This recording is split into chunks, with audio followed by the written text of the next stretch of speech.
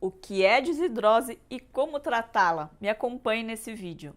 Hoje eu quero te passar algumas informações sobre um problema de pele que é cada vez mais comum e que ocorre principalmente nas mãos e nos pés.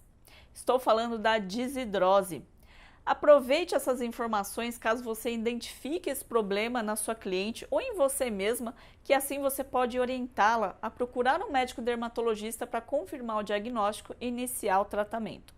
A desidrose, também conhecida como eczema desidrótico, é uma condição da pele na qual bolhas muito pequenininhas e cheias de líquido elas aparecem nas palmas das mãos e nas laterais também dos dedos. As solas dos pés também podem ser afetadas. As bolhas elas ocorrem na desidrose, geralmente essas bolhas elas duram cerca de 3 semanas e causam bastante coceira, uma coceira muito intensa. Uma vez que essas bolhas da desidrose elas secam, ocorre descamação da pele. As bolhas geralmente se repetem em alguns ciclos e às vezes antes que a sua pele se cure completamente das bolhas anteriores, já reaparecem as bolhas novas. O tratamento para a desidrose, na maioria das vezes, inclui cremes ou pomadas que são aplicadas na pele afetada. Em casos graves, seu médico pode sugerir comprimidos de corticosteroides, como prednisona, ou ainda injeções. Agora eu vou falar um pouquinho a respeito dos sintomas.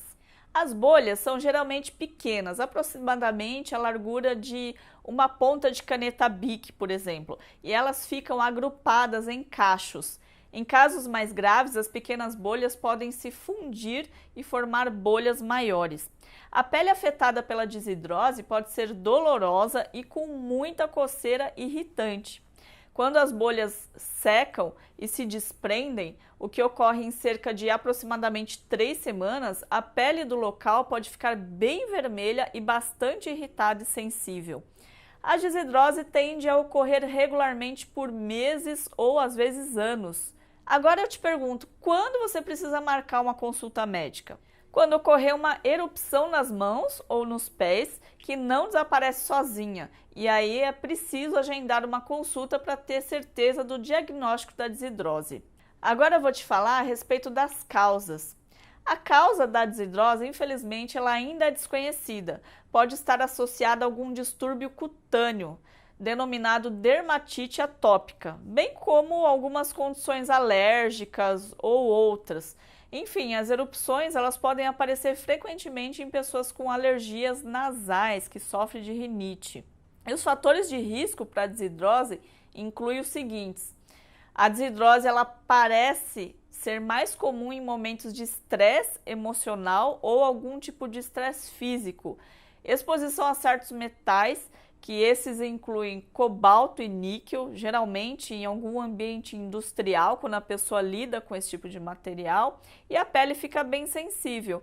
As pessoas que desenvolvem uma erupção cutânea após o contato com substâncias irritantes têm muito mais probabilidade de apresentar desidrose. E eu vou te falar agora a respeito do eczema tópico que acontece por causa da desidrose. Algumas pessoas com alterações na barreira epidérmica, que a gente pode chamar também de manto hidrolipídico, podem desenvolver eczema desidrótico. E as complicações? Para a maioria das pessoas com desidrose é apenas uma inconveniência com prurido, que é bastante coceira.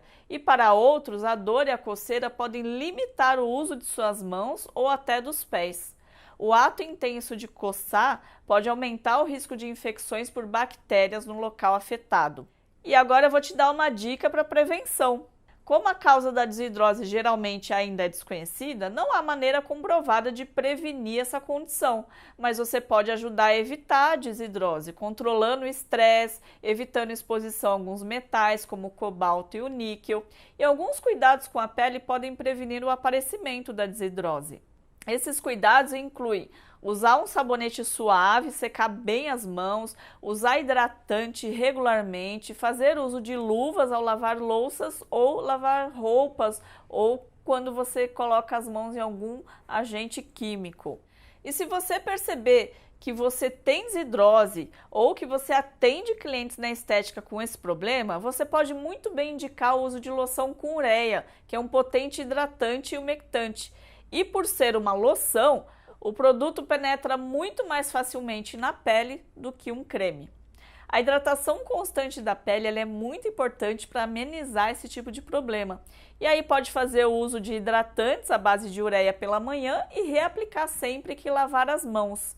Aplicar nos pés também é importante logo após o banho. Pode aplicar uma pomada do estilo Diprogenta ou com betametasona, que é a base de corticoide e combate as inflamações. Essa aplicação ela deve ser à noite nas mãos e nos pés com uso de meias para proteção. Evitar sempre o uso de água quente e sempre que lavar a louça ou fazer uso de agentes químicos, como eu já mencionei, usar luvas. Tome bastante água e evite o estresse.